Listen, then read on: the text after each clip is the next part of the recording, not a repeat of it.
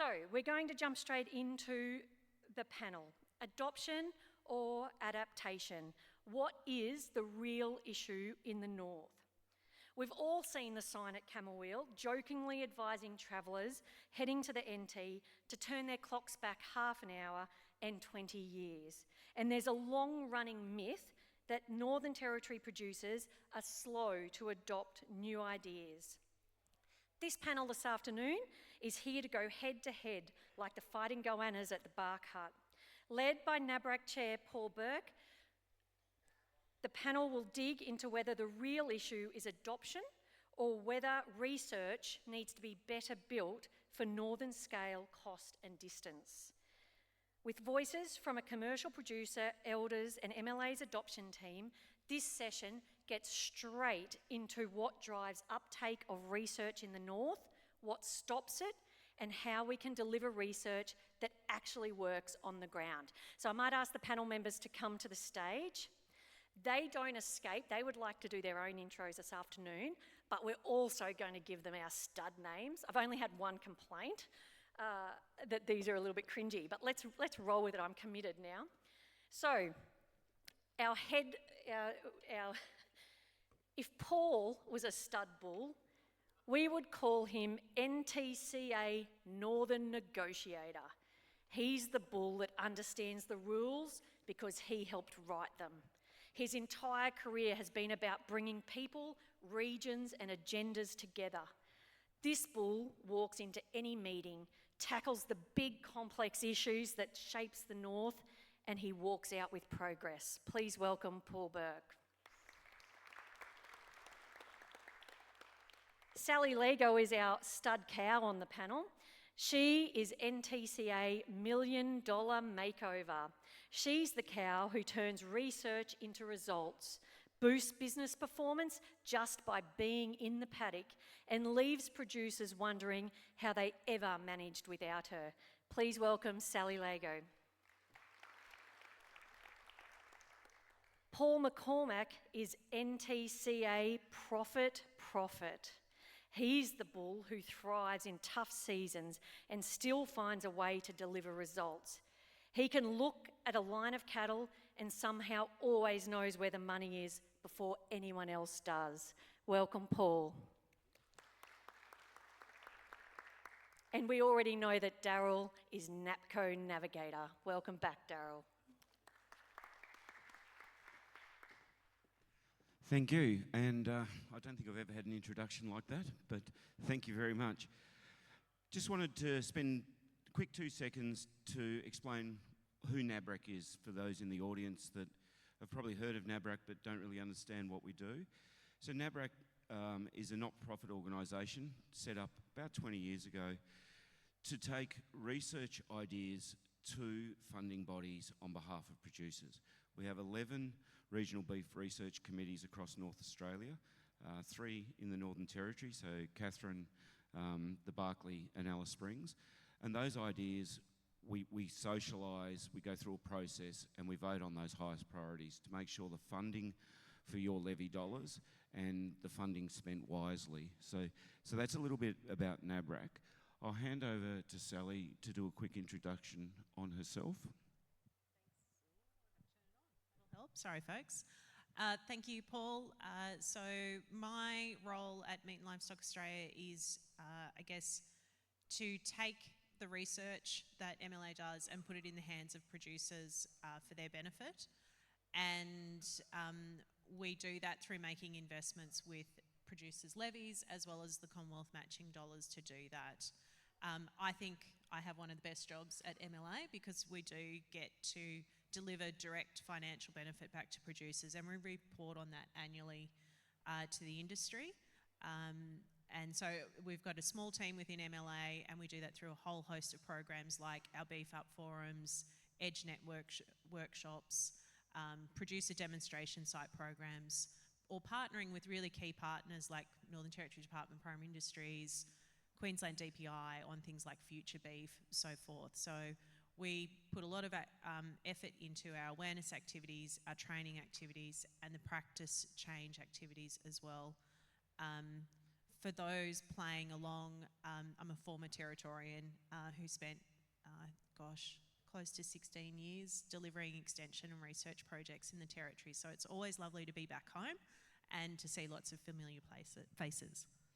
Thanks, Sally. Paul, if you can just give us a little bit of a 2 cents of where you fit in. Can, thanks, Paul. So I guess I need to declare my bona fides here, and that's declare that I'm an imposter on a tech panel. But compared to my colleagues on the fellow panellists and those in the room, but where I am involved is in the, I guess, the introduction and selling of the skills of my colleagues. And so throughout, I'm hopeful in today's discussion, I've got some challenges for the room, and it's mostly going to be around mindset and connection.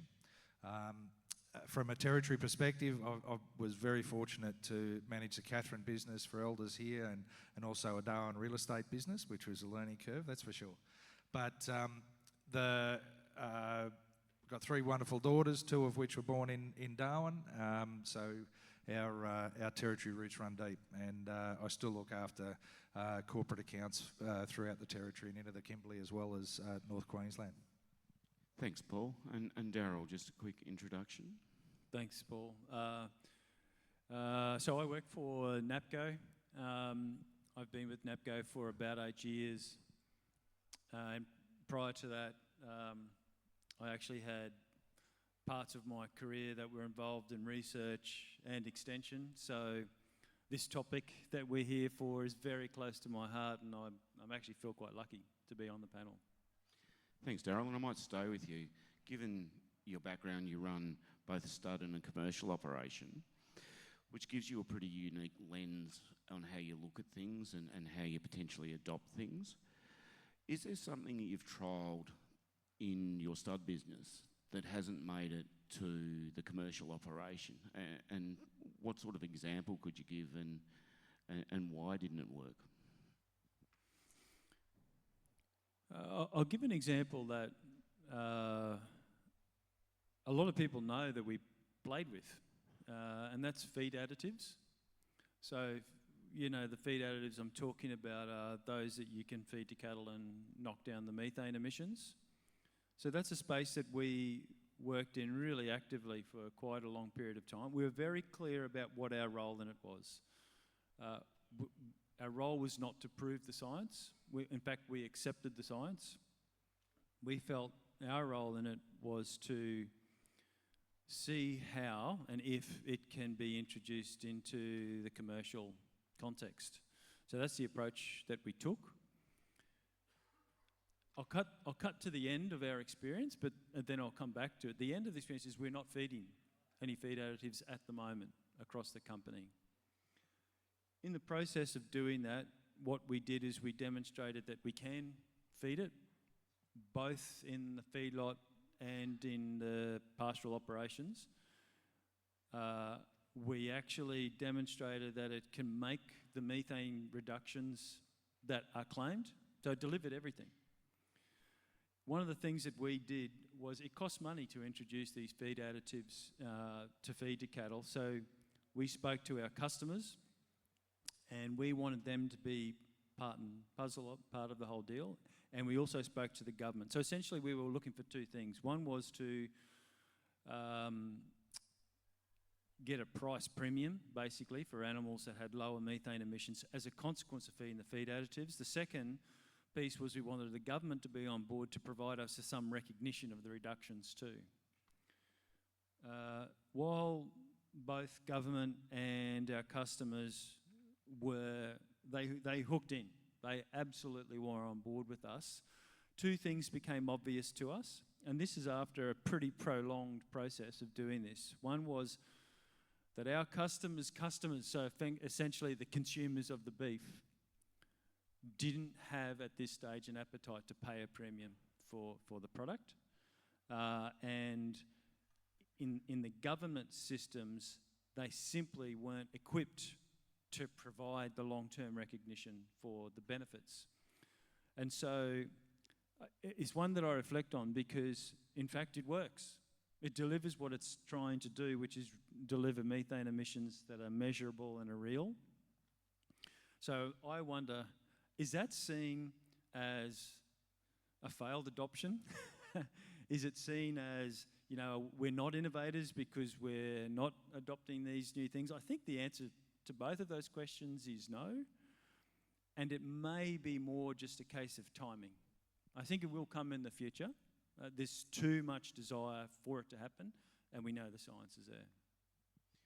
Yeah, great example too, by the way, quite relevant. Which probably leads me to you, Sally.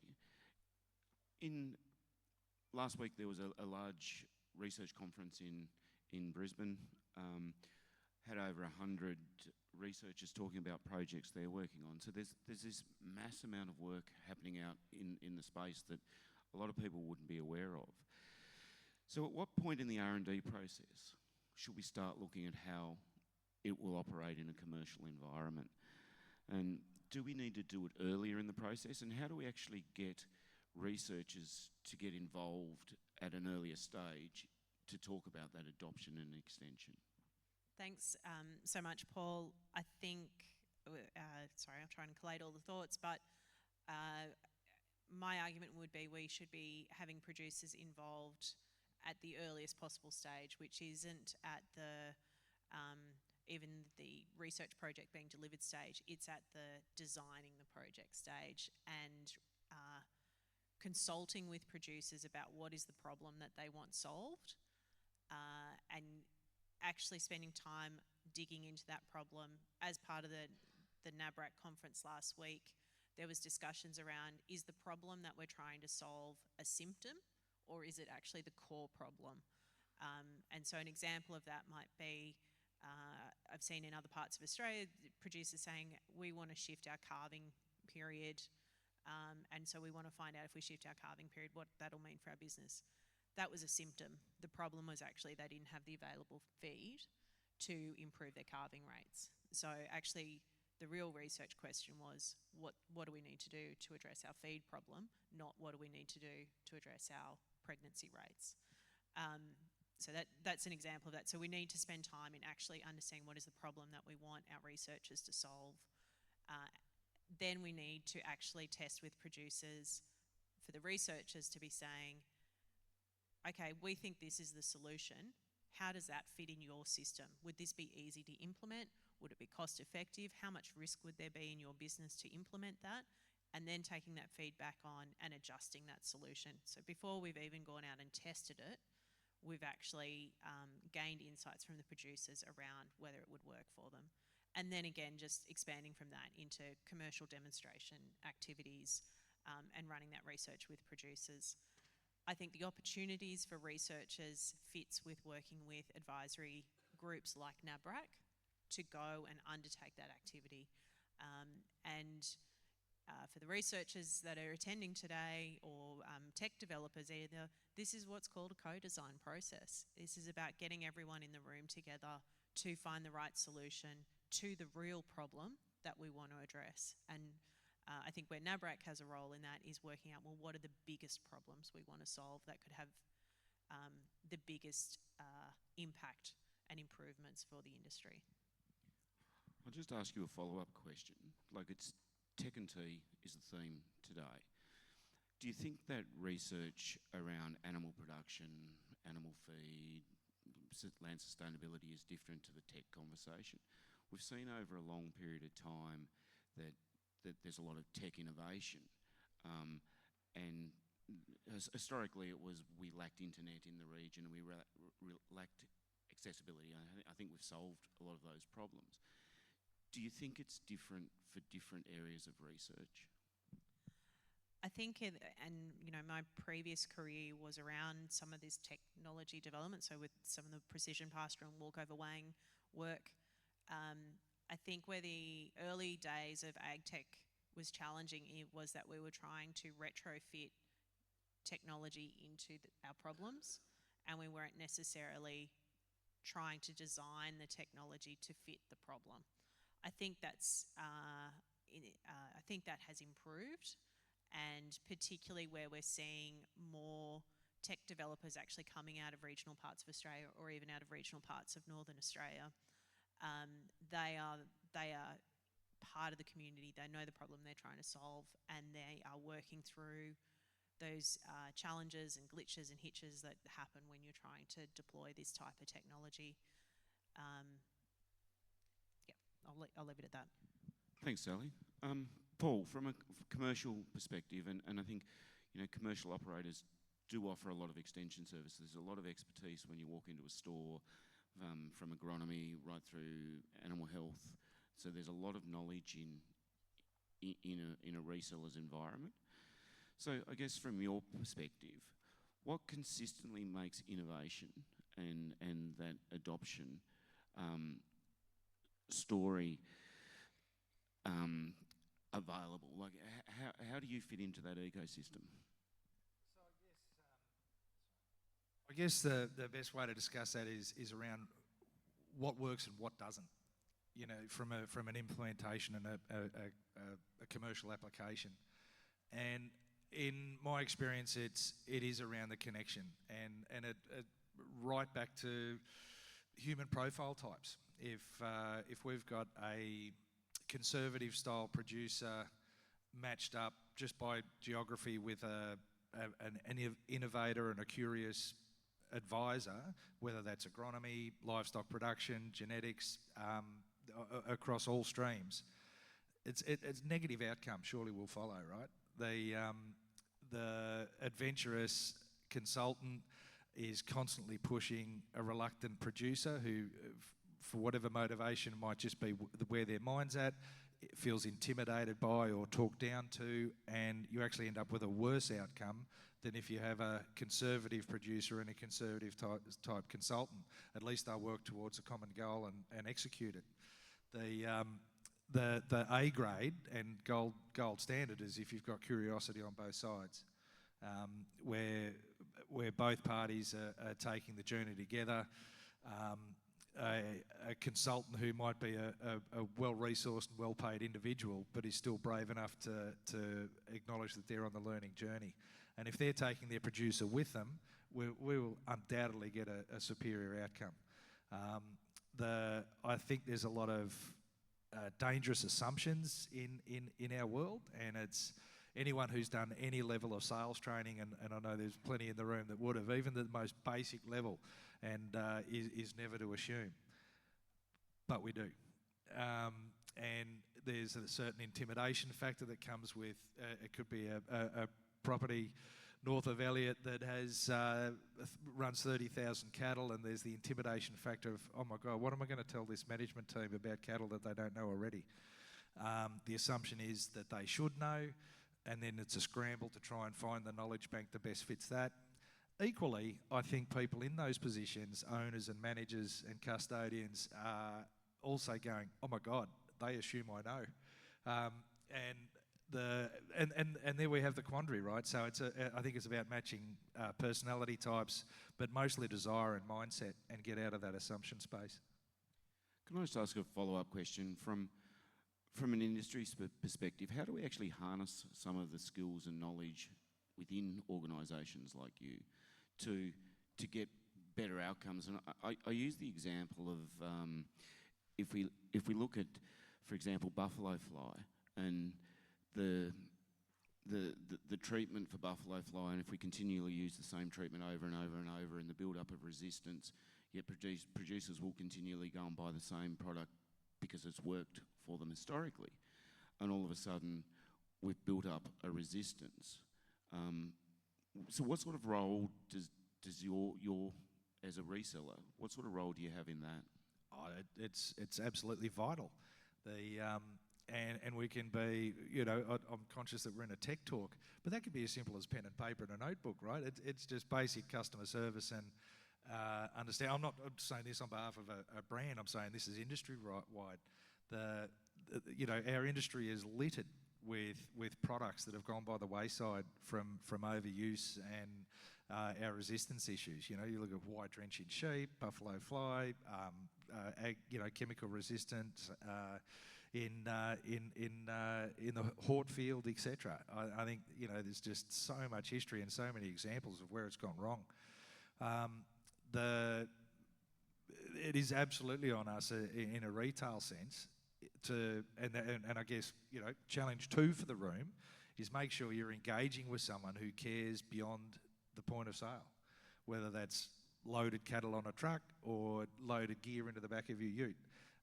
Someone who bothers to take an interest in your business in the years ahead is someone that you should be partnering with, and I don't care what brand that is. And it is that. So, our example was that we would track that. Are we in a beta coal year, or are we in a, etc., and mix it up. And it would be, and often it was on us as a retailer, if there was a change of management, that someone would, a request for supply would come through, and we would have to correct them on it and say, well, actually, sorry, you used that product last year. I actually don't view that as something special. I see that as something quite basic. Thanks, Paul. Over to you, Daryl. So there's a lot of technology and research is developed in controlled environments, and a lot of that is in smaller production systems in different regions. When you're running cattle at scale, and the scale we do in the north, what are the biggest factors that determine whether something is actually adoptable? When you're looking inside your business and go, yeah, that actually works for me, what are those things that drive that conversation? I think, if I was to summarise, I think it's 2 things. First, it has to financially stack up. The second is it needs to be easy. It sounds so backward almost to say such a thing, but being easy is important. I can think of quite a few examples. I'll think if I could give just 2 short examples of where that has made a difference to us. One is vaccines. So we've rolled out quite a vaccination program across our herd. We know that there is justification in doing some vaccines that we're choosing not to do. We know that. But we're choosing not to do it because it is so difficult sometimes to get that second backup shot within the window that it's required to be effective. So that's the easy part, if you like. The financial part, that's very well researched in terms of the financial return on a lot of vaccination programs. The other piece for us, which I know we banged on about it a fair bit this morning, but it's a great example, is genomics. We can take a DNA sample now. Anyone can take a DNA sample. It's an example of how some technology that is easy will be adopted because it's exploded. The amount of DNA sampling that's taking place in the livestock sector, not just in the cattle industry, but in the sheep industry as well, and overseas, has just exploded, and that's not going to change. Thanks, Daryl. Probably will hand one over to the whole panel, and I'll start with you, Sally. How much of this do you think comes down to operating at scale, the distance, the cost, and where we actually live in the world and getting people with that expertise in front of us? And do we underestimate that a little bit when we're actually talking about lack of adoption? Because I see adoption in businesses every single day. Paul, I couldn't agree more with that statement. I think for starters, coming from a research perspective, I think for those technology providers in the room, they'll understand this, but we don't, as a researcher, I don't think we well understand our target market. We don't understand how many people are at this stage and are in a position where they could utilise this research that we've developed. And we also don't understand what might be the needs for the other demographics within that. So I think for the research world, that is an area that we need to become better in the behavioural science perspective. I think those in the technology development space are in a strong advantage because they're coming at it from a commercial lens. So they need to know their target market, they need to know what's motivating their target market, and they need to know how their technology is going to solve their market's problems. So I think we need to learn a little bit from the commercial world in that for the research side in thinking about it. I would probably just pick up on your second point in that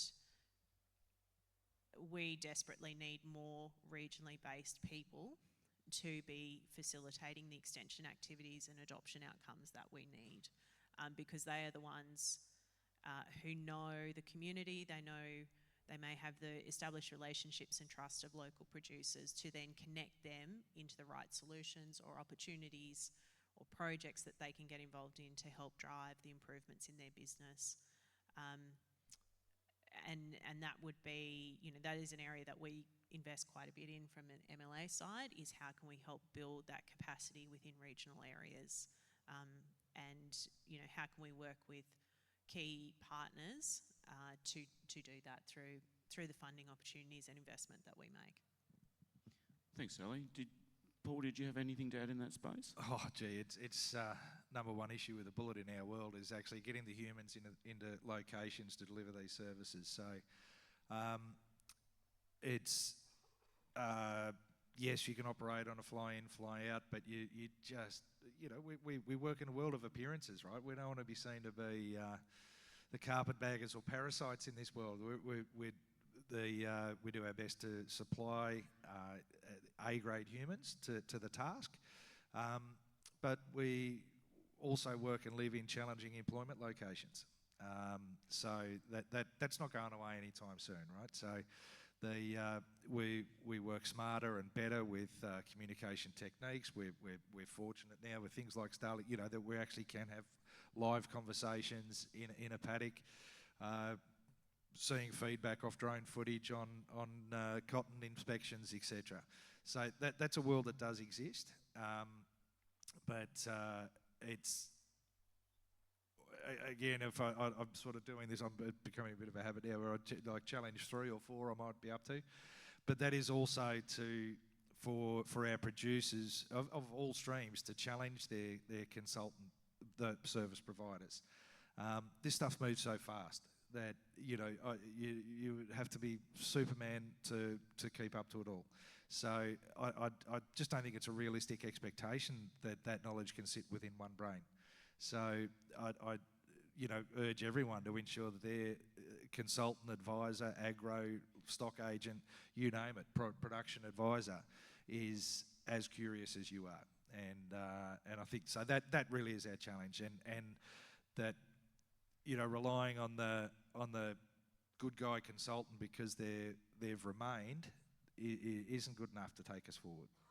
So that's our challenge as a business, as an industry. Again, I'm trying to take it away from an elders' perspective and speak about it as an industry as a whole. But that is the challenge for industry. There's things like cotton registrations that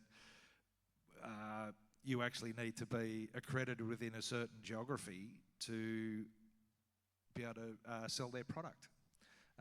So if you haven't got a TSBP accredited advisor within your locale, you're importing one. And I think that diminishes services to our producing public. My other fear around that is, I spoke earlier about dangerous assumptions of our target market in everyone's going to go for the low-hanging fruit of large family, large corporate, right? Like let's not kid ourselves. But I think departments of ag and other research bodies are not what they were 10 years ago, 15, 20 or 30, certainly 30 years ago, right? Where they were the custodians of our R&D local projects.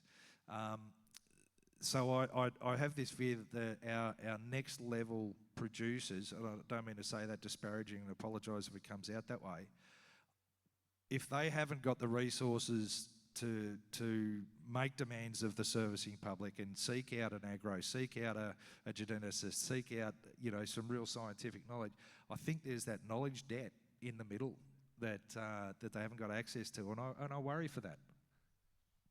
Thanks, Paul. And Darryl, when the rubber hits the road at the end as a producer, when you're making those decisions to seek out information, how are you doing that? It's a little bit different in the corporate environment where you do have some expertise and some extension ability on your team, but how do you find that expertise to actually bring in to train people?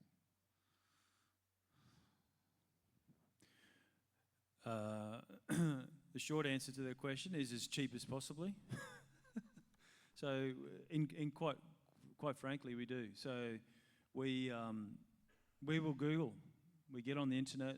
We use MLA as a big source of information, and there is so much information on there. I usually find myself going down some rabbit warren and forget what I was looking for.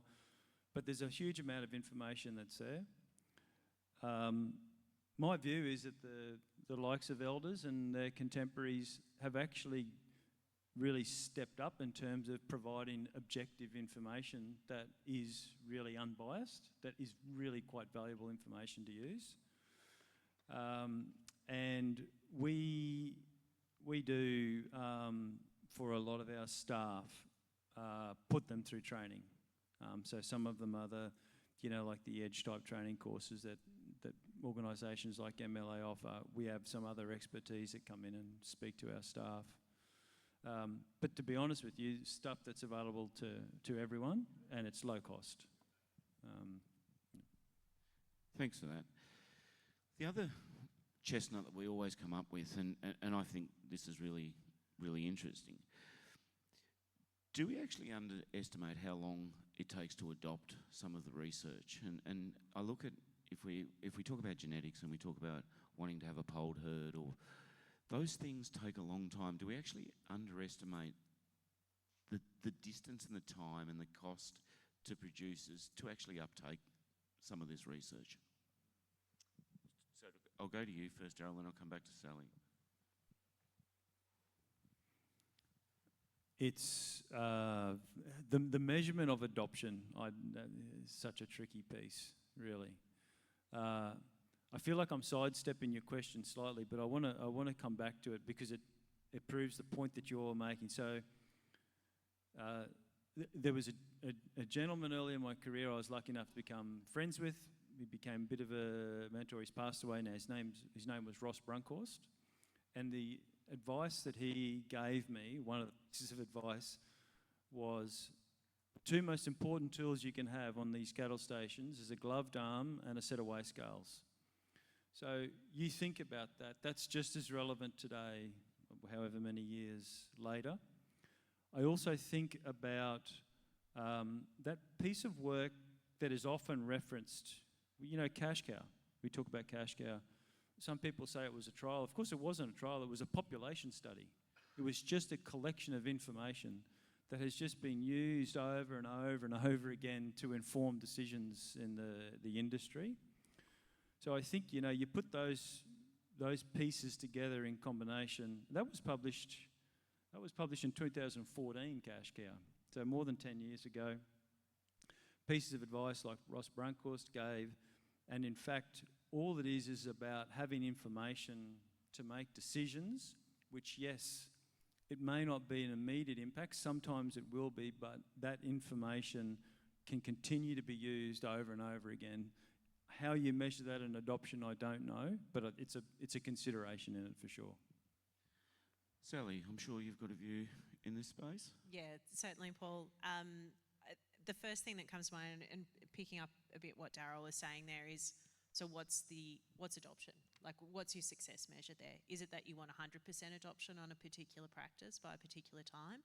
Is it that you want 50% of producers adopting it? Depending on where you're setting the goalpost is going to determine what a good outcome is. Getting true 100% adoption of a practice is going to take multiple extension approaches and maybe even some regulation to achieve. So I think working out what is a realistic adoption, and then diving in to understand those personas of producers around what it's going to take. So there's going to be those who are willing to take a high risk on a new practice and are willing to work through the challenges into their business to implement it. And then there will always be those who need to see someone else implement into the business and learn from them and their challenges that they've overcome. I think about some of the early days of remote ward point monitoring, in where I saw some field days being delivered in Central Australia demonstrating remote ward point monitoring could be paid back in less than 2 years, but the neighbouring station didn't go to the field day. 10 years later, that station adopted that practice. Now, whatever happened for that business, whether it was a generational change, whether it was they needed to see a more reliable product, maybe they needed to feel more confident about it, whatever it was, it had been literally shown in their next door neighbour's place to be beneficial, but it took them 10 years before they were willing to make the investment to roll it out. So how do you speed that up? How do you scale that up? I think we do have to be patient. If we want to achieve 100% adoption, we have to be patient, but we also have to be persistent, and we have to have all players wanting to share those messages, those success stories, but also how they overcame the risks and the hiccups that come with implementing a new practice, particularly in the north where the logistics of running the stations are so difficult and you have so few people managing it. So there's a lot of pieces there that have got to be right to see mass adoption of a practice in the north. So summing up, you've got your magic wand. What would be the one thing, Daryl, that if you could wave a magic wand that would change adoption or change a business?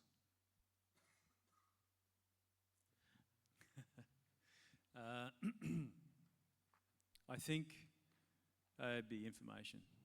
I know that sounds... We have the capacity now to have information really cheaply, and we have the capacity, and there are providers that will do the analysis. It's one thing having information, the other thing is turning it into something that's really useful. That I think is the baseline, and then everything happens after that. As soon as you've got a process of knowing actually what's going on in my business, then all the rest of it follows a lot quicker. Paul, you've got your magic wand now. So I can't claim this as my own, but I think it's a great statement. The plural of anecdotes is not data. Unless you actually write it down, measure it, it is just another story. I look at three key things. So it could be, we all assume that it's good to feed urea in the dry and phosphorus in the wet. Oh yeah. Well, how much and when? Have you done a dung sample? Have you, actually no, it's just, but we know it's a good thing to do. So it's smart adoption. Could be mangoes notoriously, even in a good season will drop fruit. They call it mango drop in Catherine, right? The natural answer is you add urea to it. Oh, okay. Well, they increase every year until someone's got smart enough to do a tissue sampling and actually find out what that plant needs. So all these things that we roll, and if my number one wish, and I'll take this one to the grave, is that we don't understand weight loss well enough. We do all these things around production, and have a fantastic product in the paddock. No one really understands how much weight they lose between paddock and weighbridge. 99% of the cattle we sell in the Northern Territory are sold on a per kilo basis, and it's one thing that could put all your other management practices in the shade if we get that wrong. And I think currently it's one of the least researched aspects of what we do. Sally? If I could wave my magic wand, it would be to have more extension-based people based in regional areas. So, and when I say extension people, that can be a very broad church. So that's anyone from your local livestock agent through to an NRM officer, a public sector extension officer, a nutritionist, a vet. There's a whole spectrum there of people who work with producers, tap them on the shoulder, bring them together, understand what their business needs are, and help connect them into the opportunities. I think we've got the adoption resources. I think we've got the information to help a lot of businesses lift their production and profitability, but I don't think we have nailed the connection and bringing people together and keeping them motivated on that journey of implementing new practices into their business. Thanks, Sally. Our time's up. If I had my magic wand, I'd wave it for another 15 minutes. But if you can put your hands together for the panellists, thank you very much.